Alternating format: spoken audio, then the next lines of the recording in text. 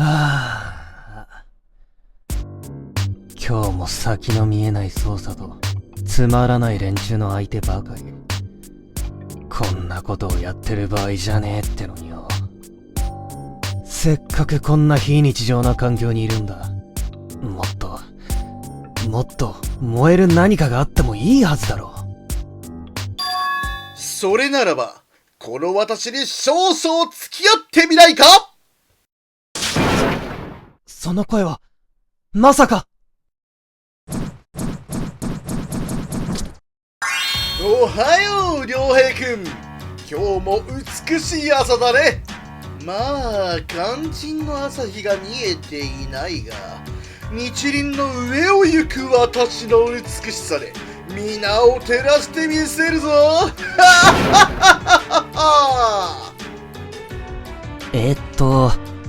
気持ちよく笑っているところ申し訳ないんですが、すみません。どちら様でしたっけ、あなた。え？待ってください。もしかして、転校生の方とかですか？あれ？でもこんな閉鎖された学園で、一体どこから転入を？まさか、この私を忘れたというのか？なんてね。冗談ですよ。大事なクラスメートのことを忘れるはずないじゃないですか。良平くん、お久しぶりですね、芥川さん。天ヶ谷だ。私は天ヶ谷一世だ。結局皆目覚えていないじゃないか。ああ、言われてみれば確かにそんなだったような、そうでもないような気がしなくもないですね。興味もないことをいちいち覚えてられませんから仕方ありませんね。少し見ない間に随分とひん曲がっているような。君そんな性格だったかな。まあいい。忘れてしまったのならば、再びこの私の美しさを君に焼き付かせるまでだ。時間もないことだし、早速始めていこうじゃないか。始めるって何をですか？そんなもの決まってるじゃないか。私と君とでお便りに答えていくのだよ。この私一人では答えられないほどたくさんもらったから、君に協力を頼んだのだ。気になる発言ばかりなのですが、ひょっとしてこれは細かいところはあまり突っ込まない方がいいのかもしれませんね。さすが良平くん、分かってるじゃないか。そうだ、このお便りコーナーは決してマジにならないことがモットーだぞ。わかりました。そういうことであれば協力させてもらいますよ。頑張っていきましょうね、あららぎさん。天ヶ谷一世だ。見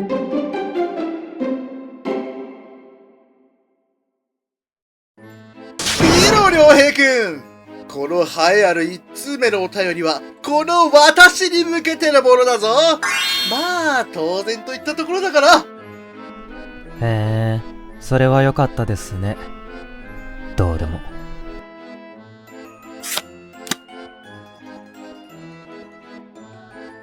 ああ、そういえばその紙は本当はご自分のものではないのでしたっけ？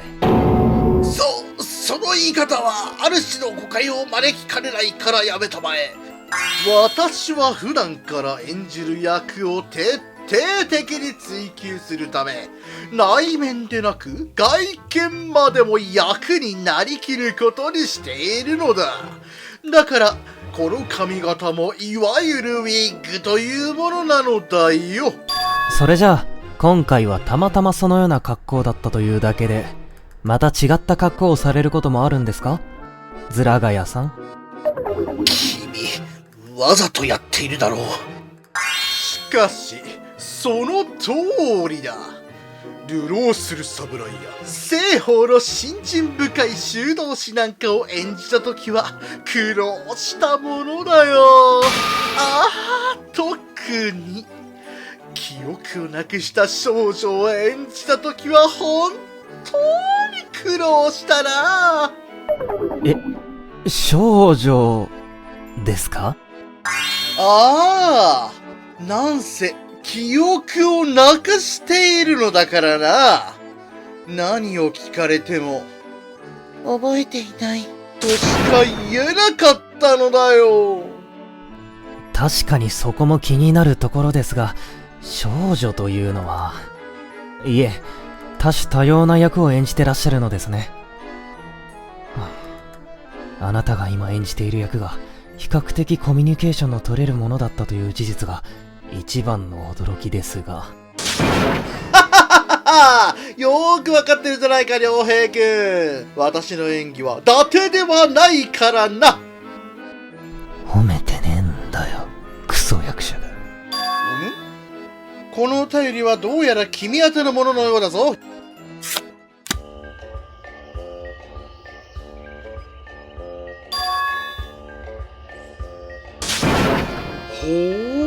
君にはお兄様がいたのだな。面倒見がいいからてっきり弟か妹がいるものだと思っていたぞ。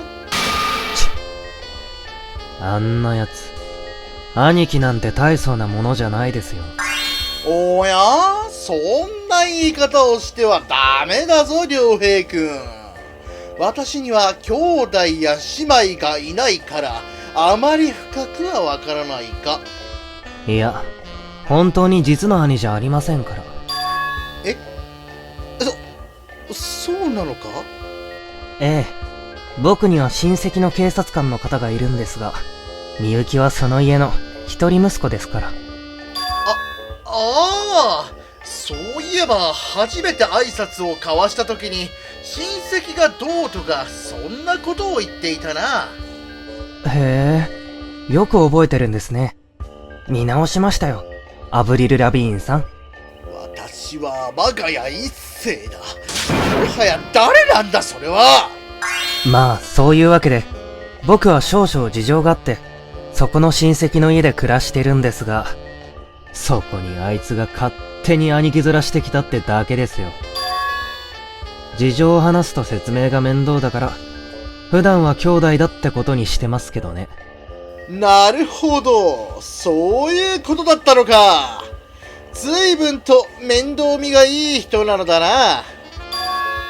誰があんなバカ兄貴なんか。こちらから願い下げでしたよ。その割には律儀に兄と呼んでいるのだな。何か文句でも？いや、ないぞ、全くない。次のお便りもどうやら良平くんに向けてのもののようだぞ。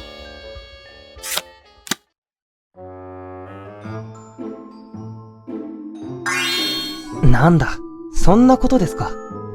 皆さんのことは大切な仲間だと思っていますよ。それはこれまでもこれからも変わりませんから。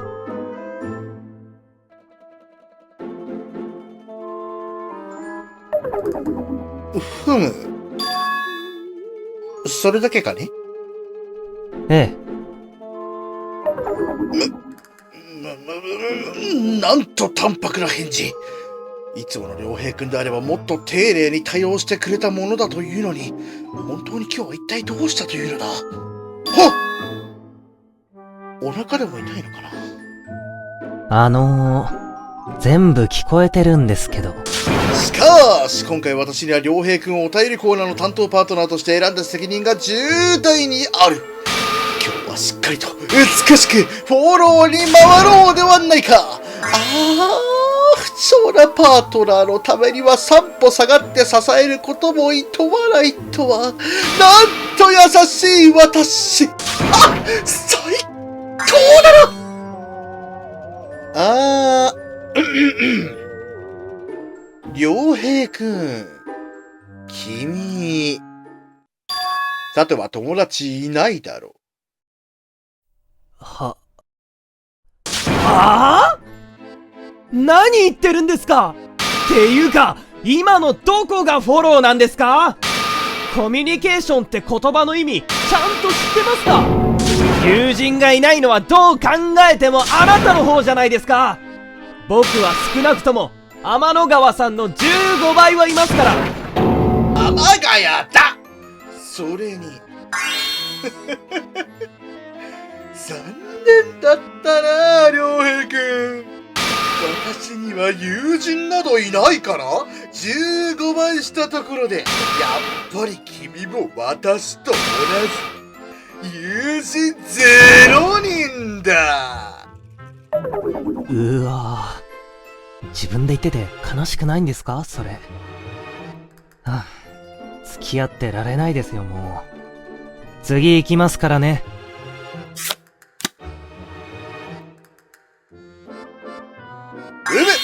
素晴らしい質問だな。ズバリ私の好きな言葉はシェイクスピア全集、その全てだ。はい？あの筆者が綴る言葉の全てが私の好む言葉なのだ。全てって全部覚えてるんですか？もちろんだ。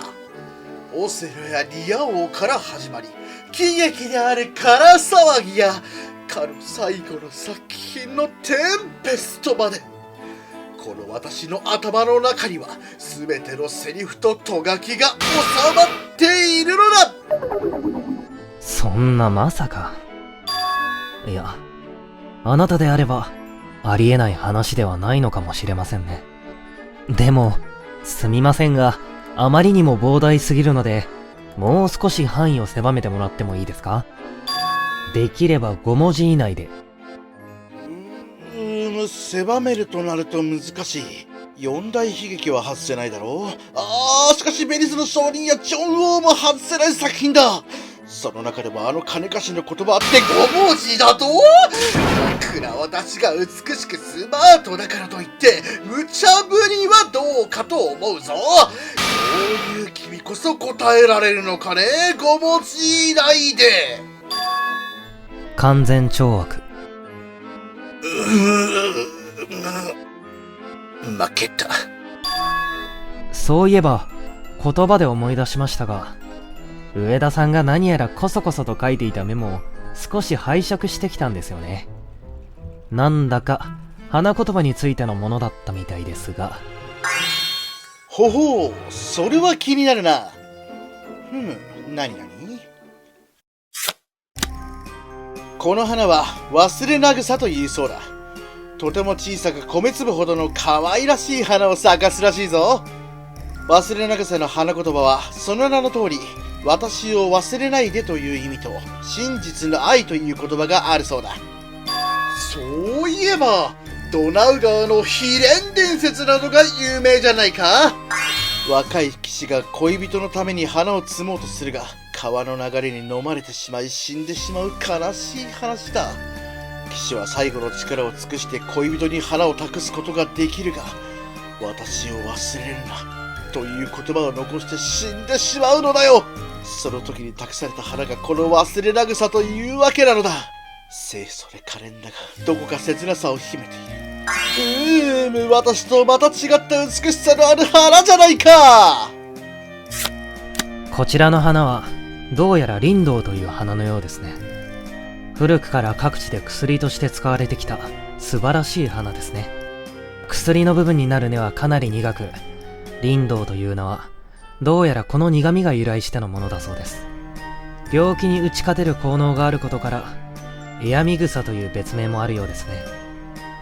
常に上を向いて花咲く姿から勝利を確信しているという意味や正義という花言葉が当てられていますね。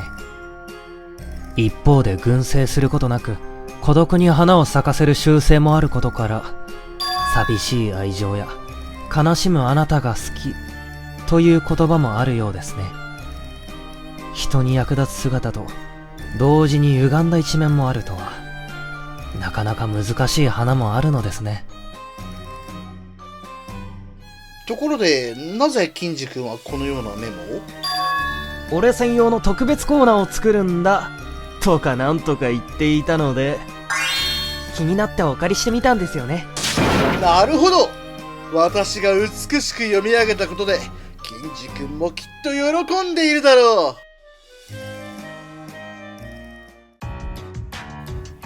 おっと、時間のようだね。私はそろそろ帰らせてもらうよ。唐突に来て唐突に去るんですね。ま、鬱陶しかっただけなので助かりますけど。本当に今日は手厳しいな、良平くん。あなたはこんな俺を見てもあまり動揺しないんですね。少し意外でしたよ。まあお腹が痛い時は誰にでもあるだろうからな。やっぱただのバカだこいつ。それに普段の良平くんも今日の良平くんも同じ個性ある君だからな。それが分かれば別に何にも驚くことなんてないぞ。比べて私は仮面をつけてないと何もないただの天ヶ谷さん、ただのそのものだからな。はあ、そうですか。それでは良平くん、寂しくなったらいつでも私を呼ぶのだぞ。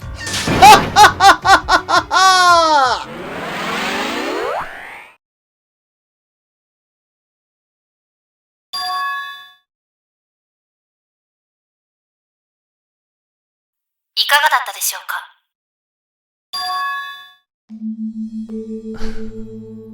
なるほど、そういうことですか。大変素晴らしいと思いますよ。あなたがいれば不思議な力がなくてもどんな時でも誰とでも会話ができるということですね。暇つぶしにはちょうどいい娯楽だと思いますよ。彼の人格を再現するためのデータを十分に収集できなかったため、関様にプログラムのデバッグを請け負っていただいたのです。完璧でしたよ。まるで本当に彼と会話しているような感覚でした。ただ、彼にしては少々完璧すぎる気もしましたけど。貴重なご意見ありがとうございます。今後のプログラムの向上に反映させていただきます。では、本プログラムはこれで失礼いたします。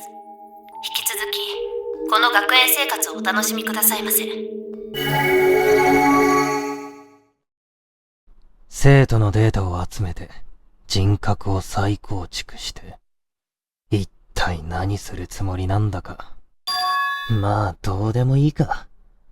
俺の邪魔さえしなければな。あ、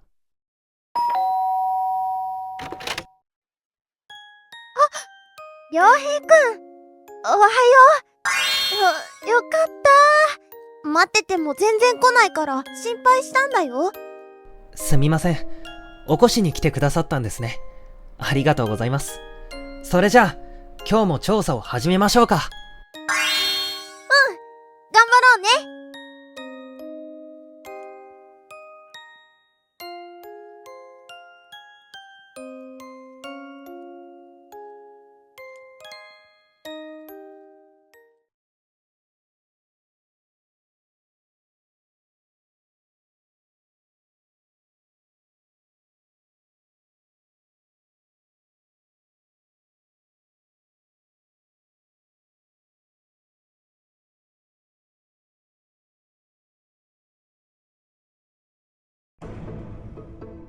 どうも皆様、私のことを覚えておりますでしょうか。天ヶ谷一世役の係山を一夜限りの大復活でございます。というわけで、今回はいろんなことにバシッとズバッと答えていきますので、どうぞ皆様よろしくお願いします。お、私宛てにお便り。ありがたいですね。じゃあ、よかったらお答えさせていただきます。よろしくお願いします。それでは早速行かせていただきます。真央さんのイコールのセリフはどこで収録したんですかということなんですけれどもですね。実はですね、あれは、誰もいない時に自宅でやりました。いや、ほんと人がいない時間狙って防音対策までして、夏真っ盛りの中部屋閉め切って冷房まで全部切ってやりきりました。もう、いろんな意味で死ぬかと思いました。正直一番苦労したところですね、もう本当に。いや、大変でした。続きましてこちらですね。演じるにあたって苦労した点、楽しい点があれば教えてくださいっていうことなんですけれども、そうですね、苦労した点、楽しい点、そうだな。苦労した点はやっぱり声を張らなきゃいけないっていうのと、一文一文、一文字一文字をはっきりやっぱ言わなきゃいけないところがね、苦労しましたね。彼は何分、ね、舞台役者なんで、声を張らないといけないんでね。やっぱりそこの辺が難しかったのかな。でも、楽しい点って言ったら全部なんですよね、正直な話。まあ、悲しい演技をしてる時も、楽しい演技をしてる時も、気持ち悪い演技をしてる時も、まあ、全部楽しかったですよ。全部素敵な自分にとっての思い出だと思っております。ゆきめちゃんはですね、平たく言うと、私個人としてはすごく好きなんですよね。天真爛漫でも弱いところもちゃんと見せつつ、実は真の強いところを持ってるっていうところが彼女の魅力なんじゃないかなって思うんですよね。まあ、それでいた後は、相手の心の奥底まで見抜いて、それを受け入れようとしてくれるあたりも、なんか、率直に見てて、天使かなって思っちゃって、やっぱ彼女みたいなキャラクターがいるっていうのは、中では大事なことなんじゃないかなって思いますね。続きましてのお便りがこちら。キャラが表変した時に演じるのに困ったことはありますかっていうことなんですけども。これなぁ。演じるのに困ったことはありますかって言いますけど、全部なんですよね、正直な話。やっぱり演技ですよ。演技の中で演技をしてる演技をしなきゃいけないんで、紛らわしいな、もう。そこですね。どう演じるか。自分でも本当に思い悩みましたね。まあ最終的にああやって、なんとか演じきることができました。皆様も見ていただいてありがとうございます。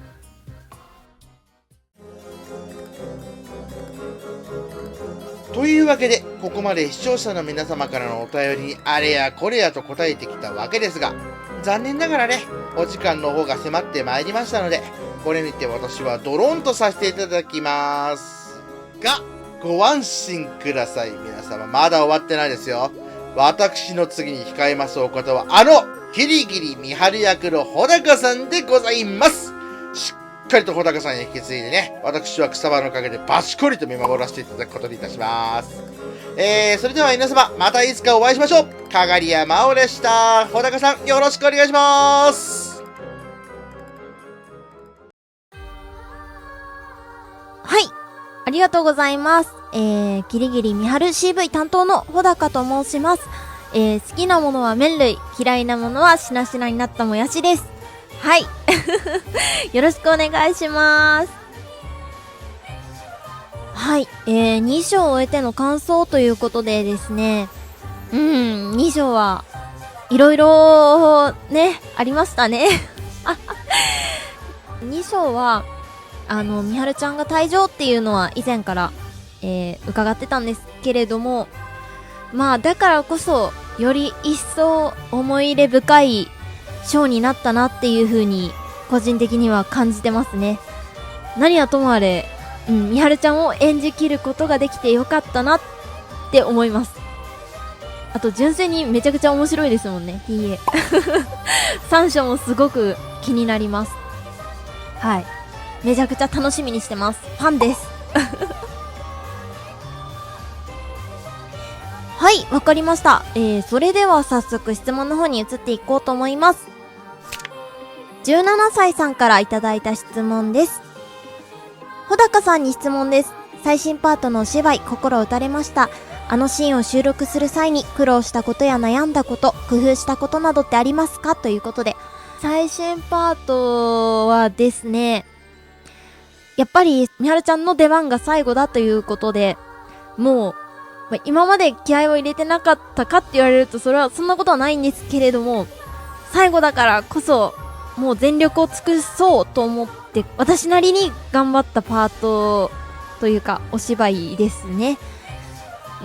苦労したことや悩んだことということで、そうですね、私はめちゃくちゃみはるちゃんに感情移入をして録音の方をしたので、ほとんどもう泣いてるみたいな状況で喋ってたので、いやなんて言おうかわからんみたいなそんなのがありましたねだから多分何回も撮り直しました。リテイクの方もう最後なんでバンバン出してくださいっていう風にお願いして、多分今までで一番出していただいたんじゃないかなってくらいリテイクをさせていただきました。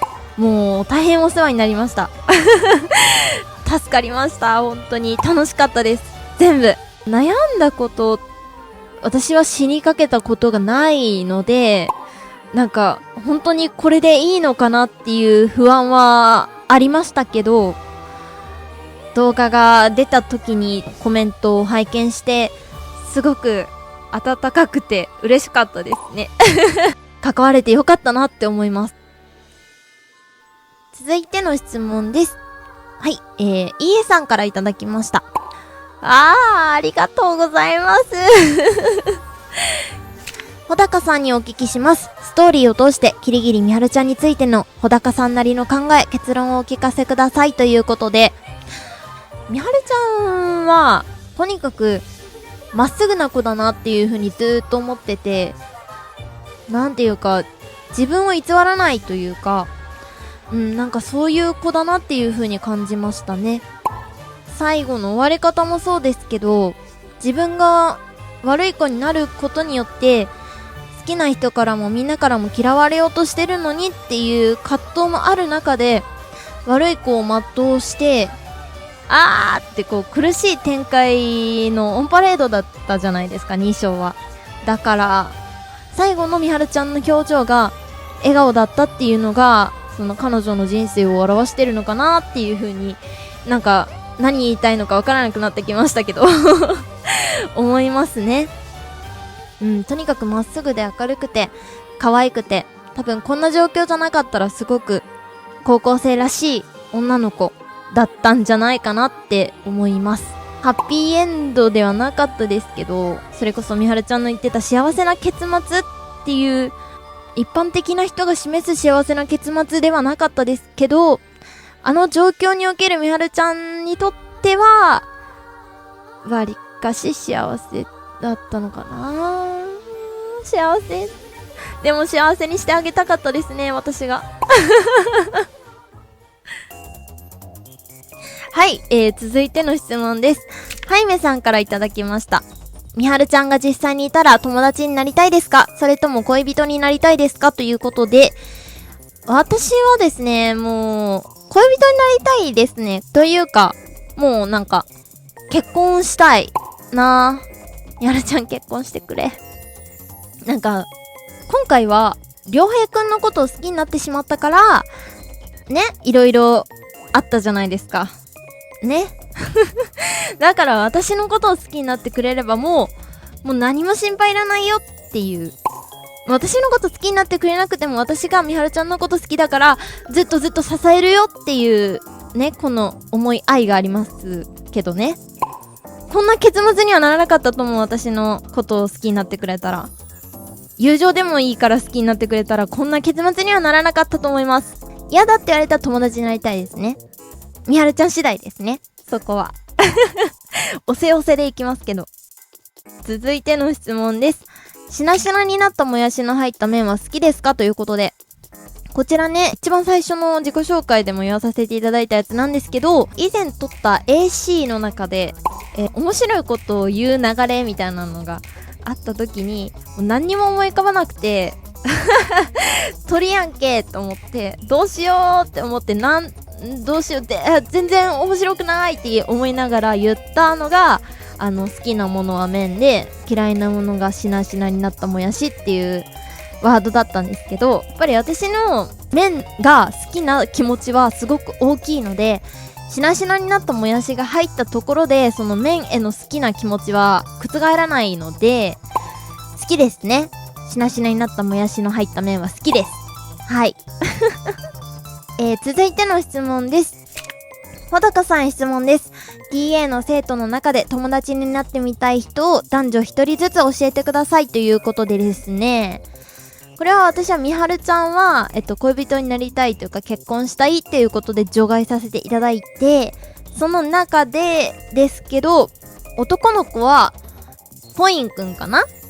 で、女の子はゆきめちゃんです。理由は、とにかく私は明るくて可愛い子が好きなんですけど、もうこの二人明るくて可愛いじゃないですか。ゆきめちゃんは、とにかく顔が可愛い。いや、みんな顔が可愛いんですけど、可愛いな、友達になりたいって、ちょっと横島な気持ちですけどね。思いますね。で、コインくんは、私がマジックが好きだっていうのもありまして、めちゃくちゃ大尊敬する。あと顔が可愛い。何言ってるんだろう。わからなくなってきました。こんな感じで大丈夫でしょうか？すみません。皆様からありがたい質問、面白い質問いただきましてありがとうございました。すごく楽しかったです。はい、それではお時間となりましたので、私はこの辺で失礼いたします。機会があればまたお会いしましょう。お次は関良平役の大和さんです。よろしくお願いします。はい、小高さん、ありがとうございました。ということでね、早速、自己紹介の方をさせていただきます。なんてね。で、おなじみの、関良平の CV を担当しております。大和と申します。よろしくお願いいたします。はい、お疲れ様でした。2章に関してはですね、私が、なんでしょう、関良平役をやるということにあたって、今までの中で一番全力を尽くしたんじゃないかなっていう風には感じております。関良平っていうキャラクターの今のところ一番の大きな転機になっていますので、これに関してはしっかりやらないとなっていうのと、私個人としても本当にもうずーっとやりたいことだったので、もちろんね、そういう監督の期待に応えるっていうのもありますけど、自分がね、本当に楽しんでやりたいっていう思いもあったので、もう収録するときはね、本当に楽しかったですね。うわ、悪い感じだなっていうセリフとか、あとは、最後ら辺のね、デイブに一本取られて、ちょっと小物っぽいような感じの演技とかもね、本当に楽しんでできましたし、自分の出せる限りの力を出せたなっていうのはあるので、もう2章に関して本当に満足のいく結果だったと感じております。席について語っちゃうと、ラジオの尺ではちょっと足りないので、ちょっと他のことについて語ると、裁判がやっぱ一番見どころがあるなとは感じるんですけど、やっぱり僕畑見がすごい、好きなんです。で、その畑見がもう主人公みたいな感じになってるじゃないですか。てかもう主人公じゃないですか、あれは。だからもうね、いや、畑見やべえなって思ったのと、あと、ぶっちゃけ言うとノーマークと言っても過言ではなかったデイブが、もうむちゃくちゃかっこよくなってるじゃないですか。もうあれはね、台本もらった時に、これやべえ、これやばいなと思って、これ物産どんな感じでやんのかなってすごい、ワクワクしながらね、見てたんですけども、やっぱり良かったですね、本当に。語彙力がね、欠如するぐらいにめちゃくちゃ良かったですよ。僕個人的にヒーローのくだりのセリフがすごい好きだったので、もう満足ですね。あれ。ということでね、2章の感想に関してはもう、このぐらいで止めておきましょ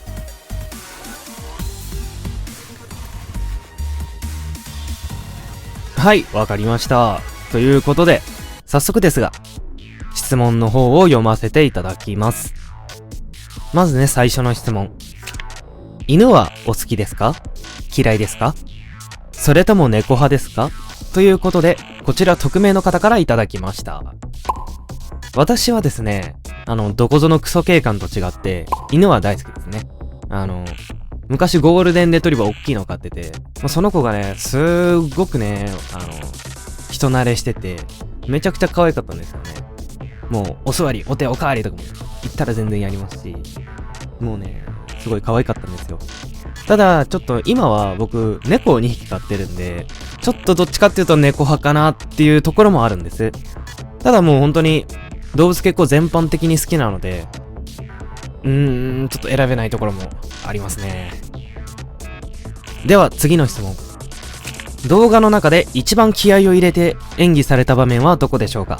注目してみたいので教えていただきたいですということで、こちらそうひささんからいただきました。これを言わせたかったっていうのもあるんでしょうけど、あれですね。俺がそのおまわりさんだよバーカってところは、結構リテイクをもらいましたね。あそこが一番リテイク数多かったな。で、僕個人として、最後のね、最後ら辺の、ちょっと小物臭くなるようなところあるじゃないですか。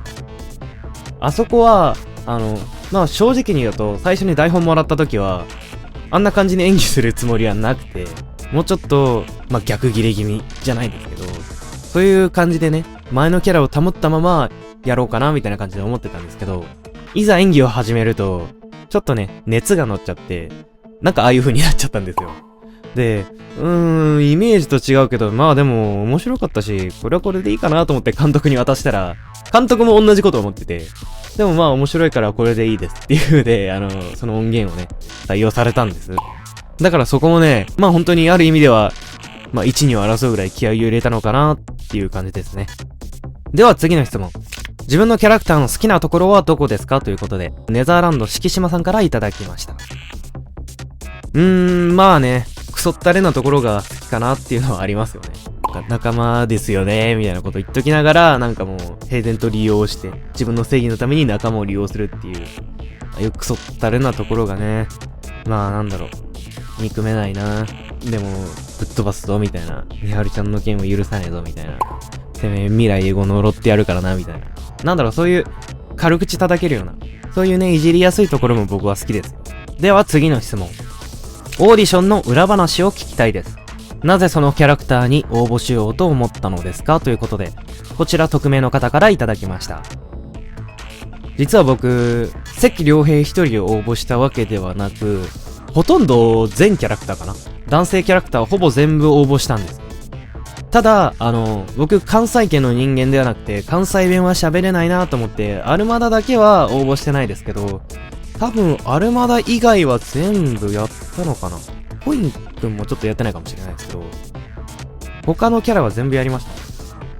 もうこの企画絶対やりたいなと思って、もちろんこのキャラがやりたい、このキャラがいいっていうのはなんとなくはあったんですけど、もうそれでもね、もう、言ってしまえば誰でもいいからもうこの企画入りたいっていう、そういう気持ちがあって、本当に全キャラやったんで、僕、どっちかっていうと声質的に素の声がこんな感じなんで、ちょっと低めの声じゃないですか。だから、関良平は、それはオーディションの時にいきなり表変しますよっては書いてなかったんで、あの感じ、糸目のあの感じの高青年って感じだと、ちょっと高めの感じがするんで、どうだろうなと思ってはいたんですけど、だからどっちかっていうと、上田金次とか、あとは、ハタミンとかの方が、どっちかっていうと、僕的にはいけそうなのかなっていう気持ちはありました。デイブもね、声質的にはいけるだろうなと思ったんですけど、僕英語がからっきしダメなんで、これ受かったら発音がうんこすぎて絶対ボロクソに言われるなって思ってたんですけど、二次選考があって、2キャラ受かったんですけど、それが関良平とデイブだったんです。で、デイブか。いや確かにね、声は低めでいいんだろうけど、英語かなって思いながら、じゃあ関の方をちょっと全力でやるしかないと思って、もう一人二次選考受かってたのが、なんと鳩山コイン役のね、工藤夏だったんですよ。いやね、実はその企画をね、このジアフターの企画を教えてもらったのも工藤夏だったんで、いやお前と戦う羽目になるのかと思いながらね。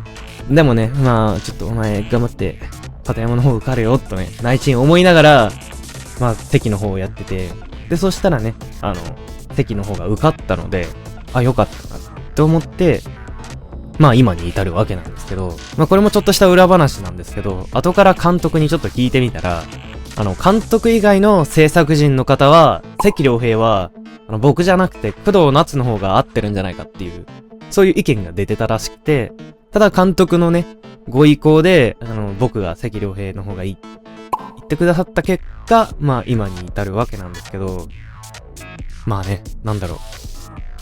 ちょっと監督の考えが違ったら、工藤夏が関良平をやっていた可能性というのもね、そういう、なんだろう、イフの世界線もあったかもしれないので、まあそれはそれでね、ちょっと面白そうな感じもありますけど、本当にオーディションはね、いろいろあって、まあ僕もね、いろんなキャラクターができて楽しかったです。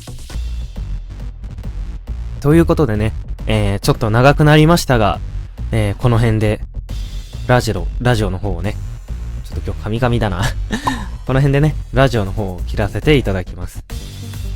今後ともジアフターの方を盛り上げていきますので、皆様もどうぞよろしくお願いいたします。もちろんね、監督失踪なんて絶対に僕がさせませんので、首を長くして次の動画の投稿をお待ちください。それではご視聴のほどありがとうございました。